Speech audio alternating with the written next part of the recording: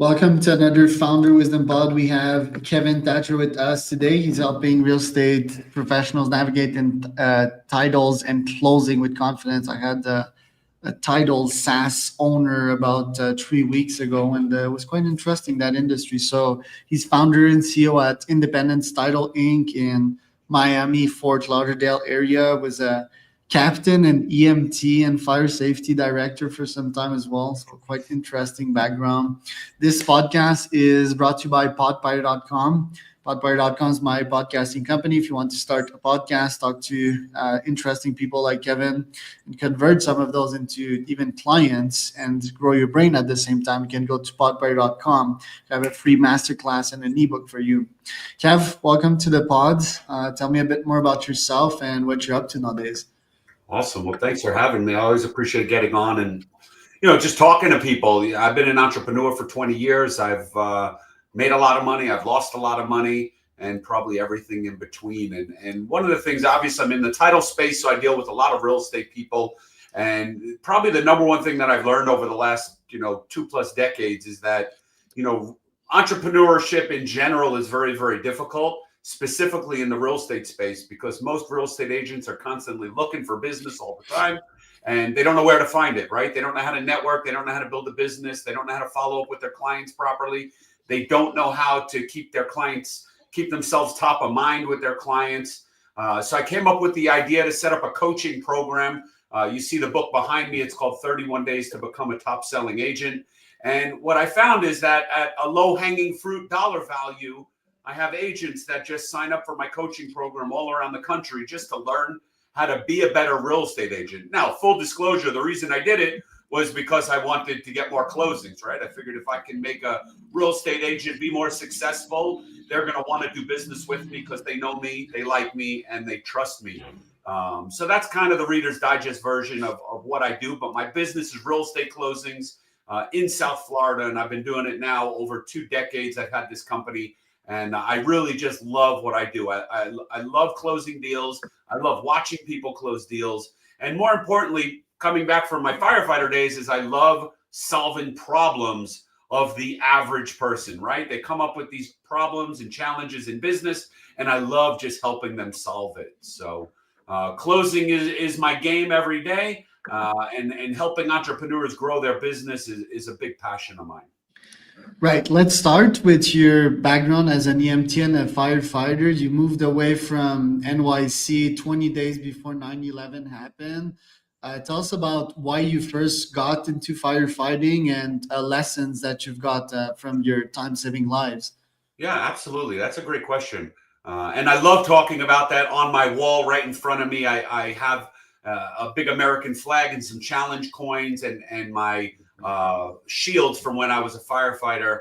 I moved all the way up to a captain. And I really did it because I just love doing it. I think there's one thing that firefighters, police officers, EMTs, paramedics, nurses, doctors, they do one thing really well, and that's run in when everyone else is running out, right? And that's been tested with me several times. Well, either I was a firefighter, or I can remember a time when I wasn't a firefighter, that there was a huge explosion in the kitchen of a restaurant. The entire restaurant evacuated, and I ran in to make sure they were okay. So it's something in your brain. It's something how you're wired, that you're not doing it because you want the paycheck, right? You're doing it because you want to truly save lives and help people. We reflect on the day of, obviously, September 11th, when I moved 20 days before September 11th down to Florida. So August 20th, I moved down to Florida. But we think back to that day all the time, and what these first responders and many, many other just people did that day. And that was run in to danger, right? These firefighters ran up those steps no matter what, knowing the building was going to come down. We go up to save people. So I implement that into my business now today. We have a motto in our business. We go in the deal together, we leave the deal together, and we leave no one behind, right? And that's really the premise of where the history of being a firefighter and an EMT translated into my business venture now, over 2 decades later. So it's something that you're just wired for in your brain, about just helping others navigate those waters of challenging times, whether it's as an emergency in a fire or a car accident, an auto accident, or in business when they're failing and suffering to endless levels of facing themselves to like give up in business. What do I do? If I'm going to give up, I want to push forward. I love that. What challenges have you been through after that career as an entrepreneur? It seems that you've gone like very high and very low. What have you learned in the middle of all that? Yeah, I mean, I think the number one thing, and you wouldn't realize it, obviously speaking, anyone watching this is not going to realize that I'm an introvert. I don't like speaking to people. I don't like networking. I don't like walking into a crowded room talking to people. I don't like traveling and getting into big groups where I have to talk to people. It's a forced behavior, right? So, it's a lesson that I learned many, many years ago that, sometimes you have to do the uncomfortable to be successful. And I learned that many, many, many years ago. And sometimes still to this day, I have to get on stage and speak in front of hundreds of people. And I'm super nervous. I don't know what to say. Are they going to judge me? I'll tell you, just the other day, I was at a funeral for a dear friend of mine. The family asked me to get up and speak, and I couldn't do it. I just couldn't do it. I was so nervous. I didn't know what to say. And could I have done it? Yes. And I probably would have done it better than most people. But you get in your own way, right? You get in your own head and you think to yourself, I can't do that. I'm not going to do that. It's not going to come out the way I want. If it's not perfect, I don't want to do that. So as you can see, I still suffer from it now, 20 plus years later. But I think, the number one struggle I think business owners face is the pushing forward, right? Doing the uncomfortable in order to be successful. Because if you put yourself in an uncomfortable situation, you're going to fail. And failure is okay being a business owner because it's the lessons we learn from the failures. That's why I love getting on interviews like this, because I love sharing, failures of people, right? Things that I have failed for in life. And I love talking to other entrepreneurs because to me, it's like, what was your failure in life? And what did you learn from it? Because that's what we want to share to people, because the new generation of younger entrepreneurs want to know that stuff. Imagine someone getting into my business, and I talk to people in my industry all the time. Imagine they learned the lessons that I didn't know because I had no training in entrepreneurship in order to not make those same mistakes. So I think, doing the uncomfortable is probably the number one business lesson any entrepreneur can learn as they're navigating a new business. And what I like watching your Instagram is that you seem to have a daily routine dedicated to biohacking and improving your health, that body of yours, that brain of yours. Tell us about day to day in your life, what it looks like. Yeah, so I used to get up at 5 a.m. every day, so I was part of that 5 a.m. club. Full disclosure, since then, I have not. I still get up, but now instead of getting up and running to the gym, I get up and give my body and mind a chance to digest a little bit and wake up. So I start with a little meditation, typically in the morning, as long as I get up well before my child. Like this morning, I woke up 3:15. I'll get into a little bit of meditation. I'll put in some headphones, meditate for a little bit. Then as my child gets up, my son gets up to go to school. My wife takes him to school, and then I head over to the gym. And I'll typically work out 4 to 5 days any given week. And what I found is that, routine, no matter what it is probably the most important part. You can't be the one that's going to get up and go to the gym every single day. What's going to happen is you're going to get burnout, fatigued. I have learned through a lot of the biohacking program and other health tests and stuff to know exactly what my routine needs to be to make sure I'm getting the right amount of sleep, I'm getting the right amount of recovery, my body is ready to move forward to the next day. So I've been studying this for a long time just to make sure I am the best version of myself, right? And as long as I get enough sleep, I don't mind getting up early in the morning. Like last night, I went to bed very, very early, and I wound up waking up at 3 o'clock in the morning, charged up, ready to go. And then I went to the gym today, and then I'll come home. I'll coach baseball this evening. I'll get some work done in the middle of the day, but eat healthy, exercise, continue to read books, sharpen your brain. And you have so many resources out there. And one of the things that it's good you bring up a point is that a lot of these entrepreneurs, it's like they want the quick win.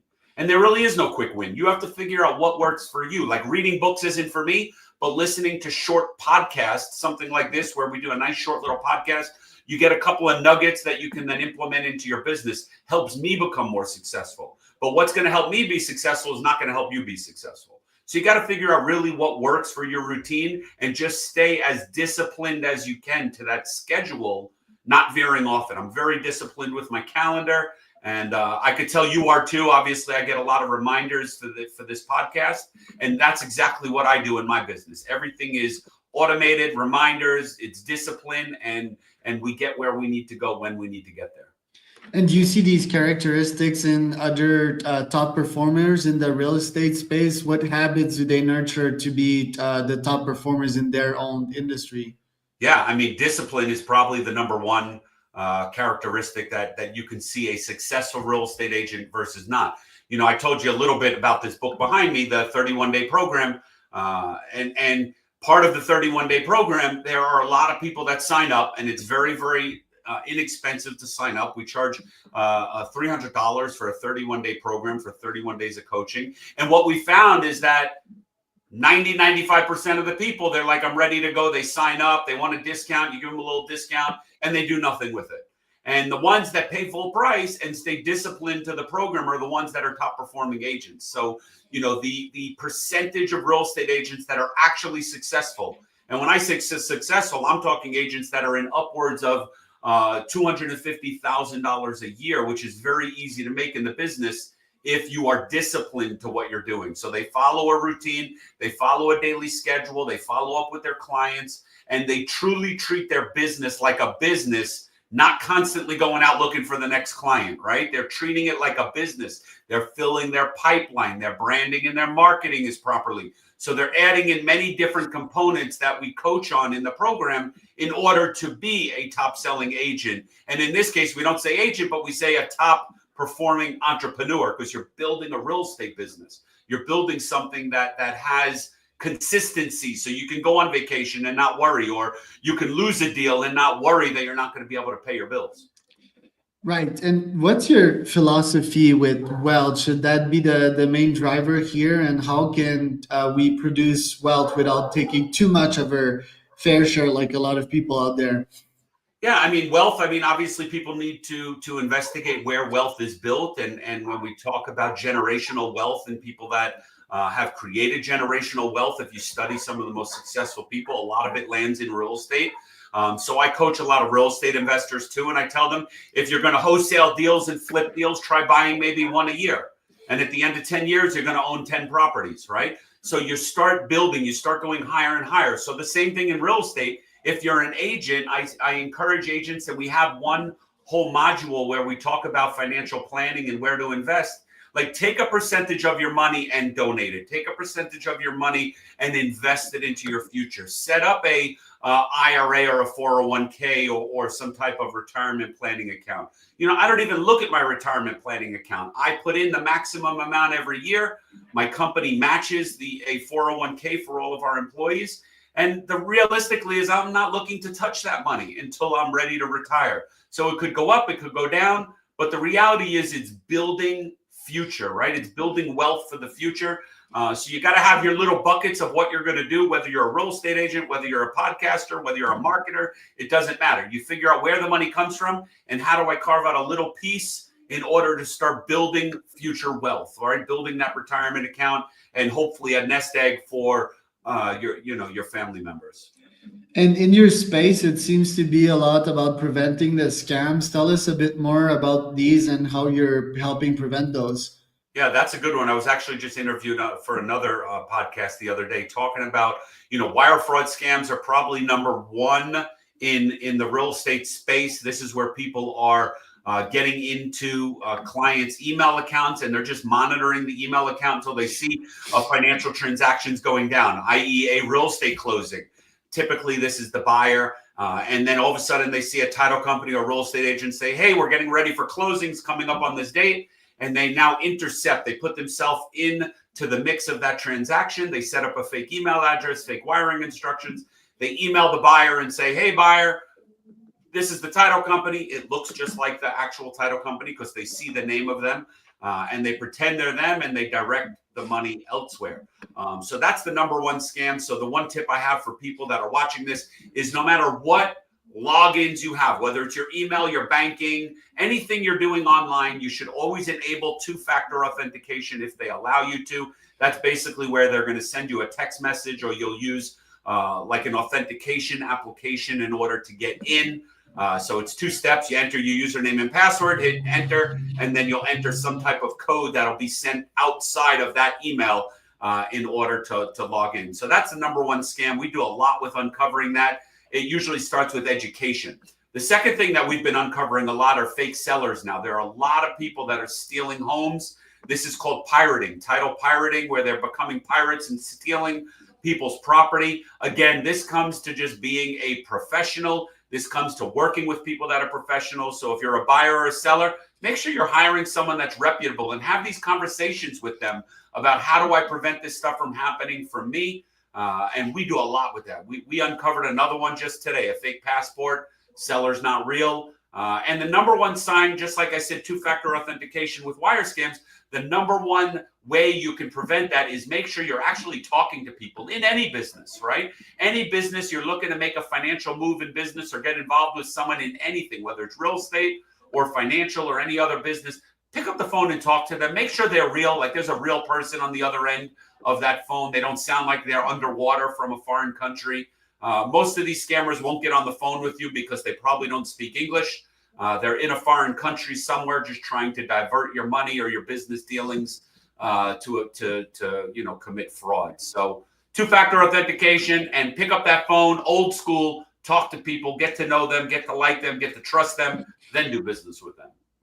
I see a lot of quotes on your LinkedIn. You even have kevinsquote.com. How do you come up with all of these quotes? How do you get your brain to ferment these ideas into real solid quotes? Yeah, so our quotes are going to be a little different. You'll see like the images that you're seeing are the actual quote. But if you open up the post, what you're going to see is kevinquotes.com. I've been doing it for 20 years. Is a daily quote, 1, 3, or 5 days a week. You can select when you want it. You can get it once a week, 3 times a week, 5 times a week. And it's not just a quote, because what we found is a quote is useless, right? Motivation is useless without action. So our program is called Quote Action. It gives you a daily motivational quote, which is really great. But when you open up the post, you'll see the action, and the action is going to tell you something that you can attempt to do today. Now, we don't expect you to do it every day, but I will tell you there are hundreds and hundreds over the last 2 decades of success stories of people that message me and say, I did that today and it changed my business. It changed my mindset. It changed my relationships. So I encourage those that are listening, check it out. It's a free service. You don't have to pay for it. We do it just because that's added value to our clients. And like you said, that's at kevinsquotes.com. You sign up. We don't spam you. I don't even get those email addresses into our regular database. That database is strictly for the quote program. And again, it'll come in 1, 3, 5 days a week and gives you a little bit of action, something to think about, right? Something to say, that's an interesting quote. I like it. But then it usually stops there. We want to go one step further and give you an action to implement that quote into your daily habits. Is it still a good time to be a real estate agent? Like back then, there was not a lot of them. Nowadays, it seems that everyone's a real estate agent, plus the market is not doing super well. Is it the right timing? Or if you're elite, you can just get in and make shit tons of money even nowadays? Yeah, I mean, listen, my program's, 31 days to become a top selling agent. So the top selling agents are always continuing to make money, and they're going to be very, very successful. The reality is most agents don't do anything. Most agents just have a license, do nothing with it. Most agents will do 1 to 2 deals every couple of months. So they're making a decent amount of money. But the reality is they're probably making, even a low-hanging agent that is part-time is probably, if they're working it, making more money than most people would make at a regular job, right? So they could make $30,000, $40,000, $50,000 in their business. But a true top selling agent is doing upwards of $250,000. That's a very small percentage. But I came down from New York where hard work paid off and built a very successful business down in South Florida based on hard work. And I tell everyone, like in an area like South Florida, if you work hard and you stay focused and you never quit, you can make a lot of money and change lives, right? That's really the most important part. Is like anything in business, you want to change the lives, just like you with your podcast. You want to change the lives of the viewers listening to the podcast, right? You don't want to just interview a bunch of cool people, because that doesn't do you any good. It's the stories that'll come in from the hearts that you're touching and the businesses that you're changing and the people's lives. I have an agent one time that heard me speak at an event, a coaching event, And he came over to me at another event and said, him and his wife, she hugged me. She started crying. She says, I just want to tell you that presentation you gave, and she told me the one that I gave, saved his life. He was thinking about coming home and committing suicide that day. And you gave him hope. You gave him that spirit back. You lit that fire in his belly in order to push forward. And now he's a very successful agent. I see him all the time. He's doing great. He's super fit and charging forward. So you never know whose lives you're going to change. But if you're interested in changing lives in any industry, that's what you have to focus first. Like, how do I change your life first and make money second? Yeah, and I've seen it firsthand. My first marketing business a decade ago was serving realtors, and some of them were making 500K a year. Most became real estate investors, banking a couple mils per year. So it's pretty impressive what it can do. The sad thing in Quebec is that most people put a ceiling over their head, and they have like the petits pain mentality, which is like small bread, right? Like cutting the tallest blade of grass, and people don't tolerate wealth as much. I want to ask you last question. What's next for you? What are your goals this year? Yeah, so I mean, my biggest goal this year is to really work on building the foundation of the 31-day program. You know, I've had the title business for many years. I think as soon as the interest rates come down a little bit, which obviously the hope is that you know it's the we're into a new presidential cycle and a Congress and Senate cycle. So the hope is that you know, not that the president has any control over interest rates, but the hope is that, you know, he has some influence and we can start dropping the interest rates a little bit. So as the interest rates drop, obviously business picks up, and I have a very successful business that I don't need to be involved in the day to day. So I'm really focused on this coaching program because I believe that could be my long-term vision of just coaching agents to be very, very successful. And you know, I enjoy that. I enjoy hearing the success stories of agents that are like, I implemented that and closed my first deal, or I'm implementing this and I got a new client, or I did what you said and sent out 5 text messages to previous clients, and one of them asked me how they can help me, and they referred me to someone looking to buy. So I enjoy that. The closings and the title company is the end result of that program. So I feel like if I can build that program to serve thousands and thousands of agents, then people are going to just change the business, right? They're going to do better real estate business, which means serving more people, which means solving more problems, which means more money for everyone. Love that.